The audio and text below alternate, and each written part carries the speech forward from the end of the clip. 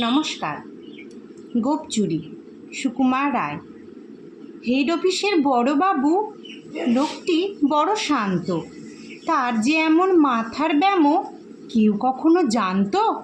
দিব্যি ছিলেন খোশ মেজাজে, চেয়ারখানি চেপে একলা বসে ঝিমঝিমিয়ে। হঠাৎ গেলেন ক্ষেপে, আটকে উঠে হাত পা ছুঁড়ে চোখটি করে গোল। হঠাৎ বলেন, গেলুম গেলুম, আমায় ধরে তোল। তাই শুনে কেউ বদ্যি ডাকে, কেউ বা হাঁকে পুলিশ, কেউ বা বলে কামড়ে দেবে, সাবধানেতে তুলিস।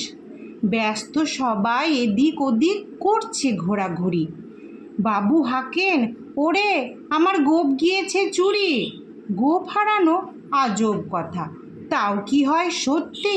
গোপ জোড়া তো তেমনি আছে, কমেনি এক রত্তি। সবাই তারে বুঝিয়ে বলে,